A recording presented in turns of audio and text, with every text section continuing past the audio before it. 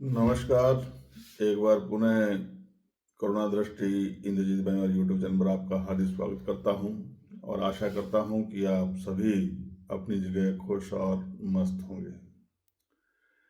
कुछ अंतराल के बाद आज मैं फिर आपके सामने एक नई वीडियो लेकर के हाजिर हूं और आशा करता हूं कि आप मुझे हमेशा की तरह उतना ही प्यार और स्नेह देंगे।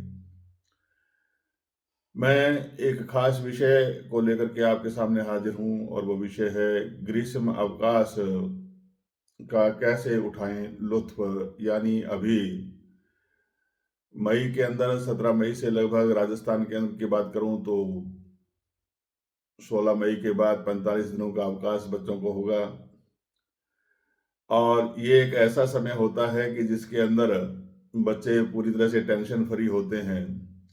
लेकिन उसके साथ साथ जो बच्चे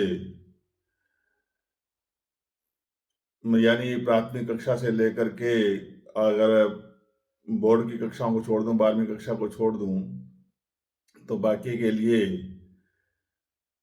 अगली क्लास में जाना होता है और 45 दिन का उनको ब्रेक मिलता है।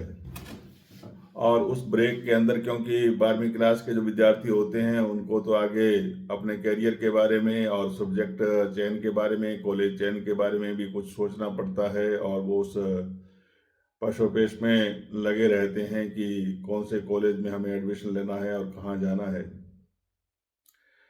लेकिन अगर 12th क्लास को छोड़ करके बाकी बच्चों की अगर मैं बात करूं, वैसे तो छुट्टियां सभी के लिए महत्वपूर्ण होती हैं और इसका आनंद ही एक अलग होता है। लेकिन बात यह है कि इसका हम भरपूर फायदा कैसे उठाएं, तो उससे पहले मैं कहना चाहूंगा कि लंबा सफर, लंबी थकान, परीक्षा का था टाइम। लंबा सफर, लंबी थकान, परीक्षा का था टाइम, परीक्षा हुई प्रारंभ, जब अंतिम पेपर आया, छूटे जब परीक्षा भवन से, छूटे जब परीक्षा भवन से, तो उड़ने लगा था मैं सातवें आसमान पर। टेंशन फ्री जैसे मानो उतर गया सिर से सारा बोझ, हल्का इतना कि लगे ना पैर धरा पर। बातें इतनी कि जुबान न हो पाए बंद, क्योंकि अब थे हम 45 दिन पूर्ण आजाद। वास्तव में छुट्टियां अपना एक मायने रखती हैं और पेपर के बाद की जो छुट्टियां होती हैं वो तो और भी हमें आज़ादी महसूस कराती हैं। क्योंकि पेपर की जो टेंशन होती है, पेपर के अंदर जो हमें करना होता है, याद करना होता है, उसका टाइम टेबल हमें निर्धारित होता है, परीक्षा देनी होती है, तो उसका एक अलग दबाव रहता है। लेकिन जिस दिन अंतिम पेपर होता है उसके बाद हमारे सर से मानो क्विंटलों बोझ दूर हो गया, ऐसा लगता है। मैं अध्यापक वर्ग के अंदर भी रहा तो भी जब छुट्टियां होती थी तो एक अलग ही आनंद होता था, क्योंकि बच्चों के साथ शिक्षक वर्ग को भी छुट्टियां मिलती हैं और उन छुट्टियों का सभी के लिए इतना महत्व होता है कि उसको हम शब्दों में बयान नहीं कर सकते, लेकिन सिर्फ महसूस कर सकते हैं कि किस तरह का हमारे अंदर फीलिंग आती है।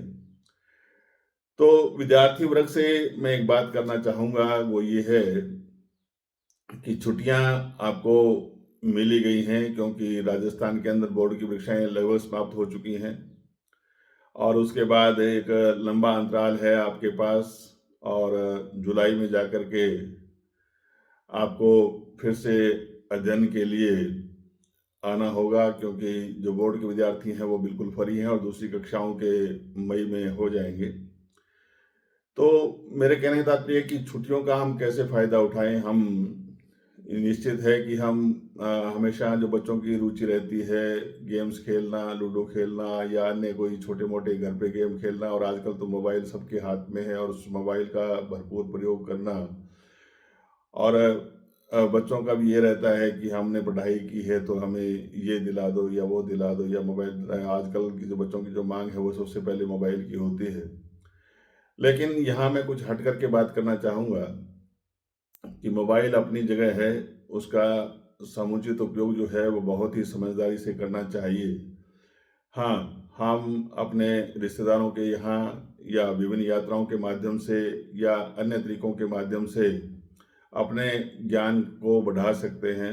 हम रिश्तों के बारे में जान सकते हैं और हम आगे जा करके ये भी कर सकते हैं कि जिसने भी जैसे कोई भाषा को सीखने का आपका प्रयास हो, आपकी जिस चीज़ में रुचि हो, उस स्किल्स को बढ़ाने की आपको पास समय होता है, तो उस स्किल्स को बढ़ाने का आप प्रयास करिए। आप अच्छी किताबें चुनिए। हाँ, हो सकता है कि कुछ दिन के लिए आप किताबों से ऊब गए हों और कुछ अन्य मस्ती करना चाहते हों, तो एक ऐसी यात्रा करने का प्रयास करें जहाँ से आपको कुछ सीखने को मिले। बच्चों के साथ खेलें, अपने शारीरिक जो आपका बल है उसको विकसित करने का आप प्रयास करें। तो कहने का तात्पर्य ये है कि प्रत्येक विद्यार्थी को इस छुट्टियों के अंदर कहीं न कहीं हमें ऐसी चीज़ें सीखने का प्रयास करना चाहिए, जिससे हम इन छुट्टियों का पूरी तरह से लाभ उठा सकें।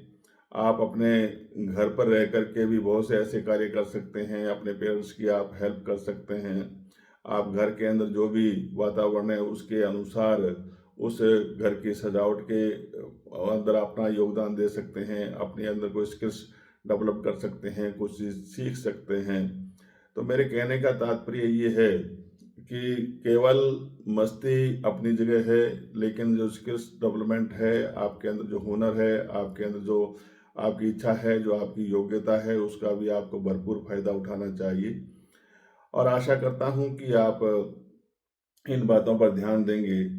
तो छुट्टियाँ अपनी जगह हैं, लेकिन बहुत सी बातें हैं जो हमें विचारणीय हैं, सोचनीय हैं कि हम छुट्टियों का कैसे सदुपयोग करें। इसका एक पैरामीटर हमें तैयार करना चाहिए, पैराग्राफ तैयार करना चाहिए और उस पे हमें काम करना चाहिए, क्योंकि ये अमूल्य समय है और इनमें दिन हमारे पास बहुत बड़े होते हैं।